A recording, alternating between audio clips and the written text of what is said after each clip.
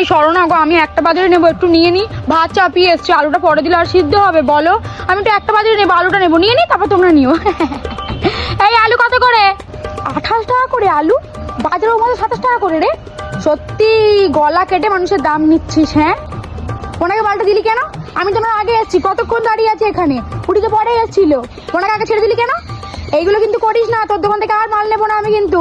মাল দিদি, কাল বাড়ি থেকে এসেছিল, ওটা ছেলের বউ নাকি? এই কালকে তোর থেকে লঙ্কা নিয়ে গেল, লঙ্কাগুলোতে একটু ঝাল নেই রে। ইস বাবা, কি বাজে লঙ্কাগুলো। একটু ওই কুমড়ো দিয়ে দে, অল্প অল্প, যা তুই দাম নিচ্ছিস আর কিছু খাওয়া যাবে না, দে অল্প করেই দে, একটু অল্প করে ধন্যবাদ দে।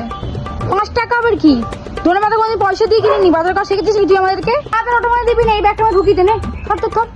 এই তো বাজার করে বাড়ি ফিরছি, এই কটা সবজি কিনলাম, তার মধ্যে এখন 100 টাকা হয়ে গেল।